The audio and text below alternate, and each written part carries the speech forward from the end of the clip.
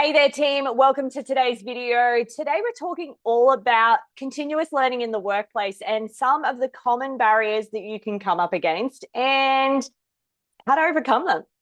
So previously, we've talked about creating cultures of continuous improvement, how learning can supercharge your team's potential so they can do their best work and they want to do their best work because you're invested in their personal and their professional development. Thing is, it's not always smooth sailing. So today I wanted to tackle the most common barriers to workplace learning and, more importantly, how we overcome them. How do we remove those roadblocks? Give me 5 minutes and I'll get you started. So the usual suspects. I hear this every time I book any kind of training, develop any kind of program, anything. It's time. Everyone is under the pump. Everyone's juggling deadlines, tasks. So learning can feel like that just one more thing to add to the pile. It makes people feel overwhelmed. They get that it's important. Also, they just don't feel like they have the bandwidth for it. Barrier number 2 is easily resources. So whether it's a lack of training budget or access to quality training programs or a quality trainer, that's one of the other major hurdles that I see out in the wild. And the third one, which is probably more an excuse than a reason, it's motivation. Even with time and resources, getting people excited about learning can feel a lot like an uphill battle. Now, if any of these or all of these sound familiar, stay with me. Let's tackle them one by one. So time. Let's start there. The truth of the matter is we don't find time for learning, we make time for it.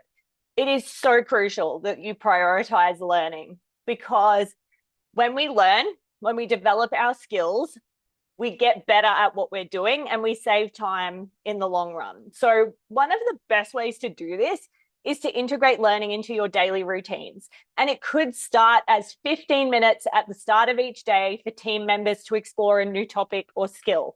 They don't need to learn brain surgery in a day. It's not about that. It's about small improvements each and every day and learning pieces each and every day. Or it could be that you try time blocking. So setting aside specific hours each week just for learning. So your calendar application or apps like Focus can help you stay consistent with this. But the thing is, like I said before, small, consistent effort is what adds up. It doesn't have to be a marathon. It can be a series of sprints. And if you dedicate yourself to those series of sprints, it all stacks the deck in your favor. Now, let's talk about resourcing. So building that learning culture requires intentional investment, both in the tools that you need and the people as well.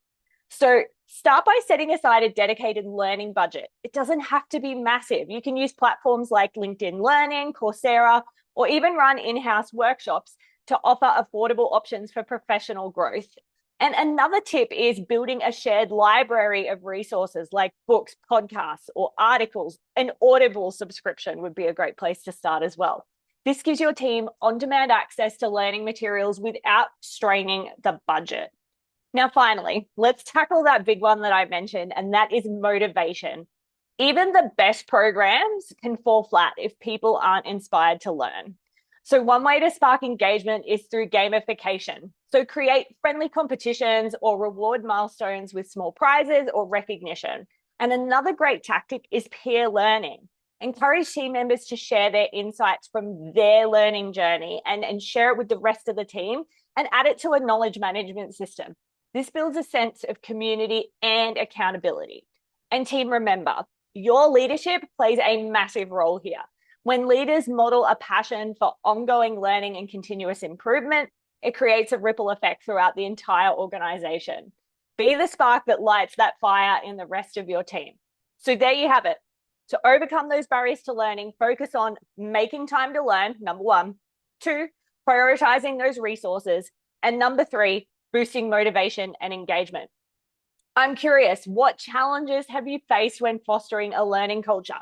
Share your experiences in the comments below. I'd love to hear how you overcome them. And remember, if you found these tips helpful, hit the like button, remember to subscribe, and don't forget to ring the bell for more actionable leadership strategies. Until next time, I'll see you again soon.